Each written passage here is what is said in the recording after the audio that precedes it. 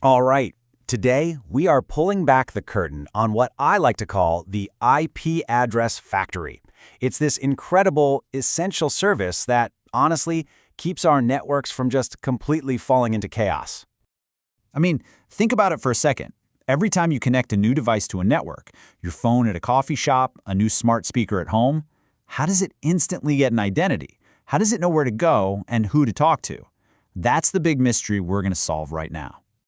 Because without that IP address, that core identity, well, the device is basically useless. It's there, it's powered on, but it's like a ghost on the network. It can't send an email, it can't stream anything.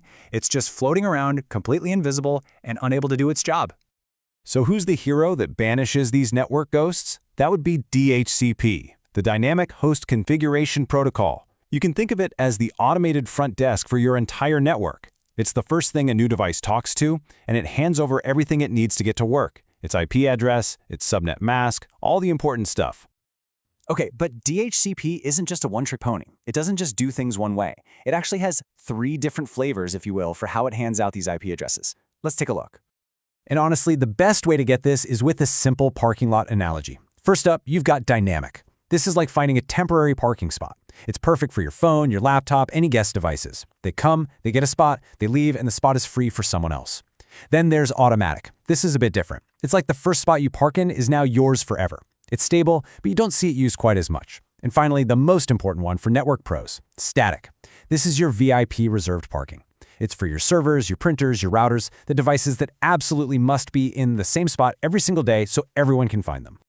So how does a device actually get one of these IPs? Well, it happens through a super important 4-step process, kind of like a handshake called DORA. And listen, if you're studying for your CCNA or working in networking, you absolutely have to know this. It's guaranteed to come up. Really, all DROA is a super fast, totally automated conversation. You have a brand new device that knows absolutely nothing, and it needs to find a DHCP server to get its marching orders. This little chat makes it happen in the blink of an eye. Okay, so here's how the conversation goes. D is for discover. The client basically shouts into the dark, "Is there a DHCP server out there?" It's a broadcast message. O is for offer. Any server that hears the shout replies directly saying, "Hey, I've got an IP for you." Then comes R for request. The client picks one of those offers and shouts again, "Okay, I'm taking that IP address." And it broadcasts this so any other servers who made an offer know they can take their IP back. Finally, A is for acknowledge. The server that was chosen sends one last message saying, "Great, it's all yours. Welcome to the network." Now, the key technical detail here, the thing you really need to get, is why those discover and request messages are broadcasts. It's because the client doesn't have an IP address yet. It has no choice but to shout to the whole network.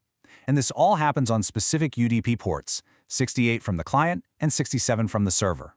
But here's the catch. Routers hate shouting. By default, they are built to stop broadcasts dead in their tracks. So, that leads to a pretty obvious problem, right? In any decent-sized company, you're not going to put a DHCP server on every single floor or in every single department. So what happens when the server is on a totally different network, sitting behind a router? How does that initial shout ever get there? Well, the answer is something called the DHCP relay. It's genius, really. You configure the router, the very thing that's blocking the broadcast, to listen for those DHCP shouts. And when it hears one, instead of blocking it, it picks it up, packages it as a nice, polite unicast message, and forwards it directly to the DHCP server.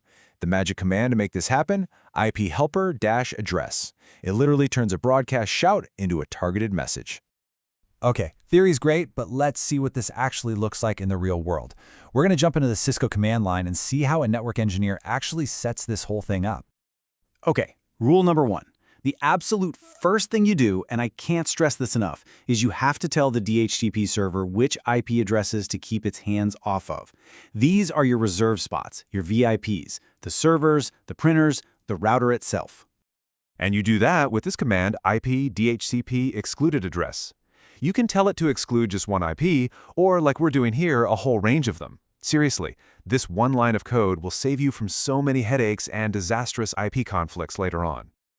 All right, so once your VIPs are protected, it's time to create the pool of addresses that DHCP is actually allowed to give away. This is where we build the welcome package for all the new devices that connect. First thing, you create the pool and give it a name. In this case, we'll just use IP DHCP pool users. Simple enough. Now, inside this pool, we need to define what information we're actually giving to the clients.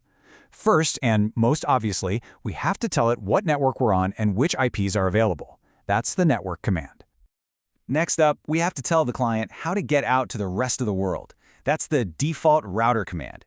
This is its gateway to the internet. Without this, it's stuck talking only to local devices. And last but not least, the DNS server. This is so important. It's the network's phone book. It's what lets you type google.com into your browser instead of having to memorize a bunch of numbers. And once you've got those three things configured, boom, your IP address factory is officially open for business. Wow. Okay, we covered a lot there, so let's boil it all down to the absolute essentials. Think of this next slide as your ultimate DHCP cheat sheet. All right, let's lock this in. First, the process is DORA, Discover, Offer, Request, Acknowledge. Second, the ports are UDP 68 for the client and 67 for the server. Third, if you need to cross a router, the magic command is IP helper address to set up a relay. Fourth, and this is the big one, rule number 1 is always exclude your static addresses first. And finally, if you want to see who has what IP, the command to use is show IP DHCP binding. You get these 5 points down, and you basically understand DHCP. And that brings us to a final, really interesting question.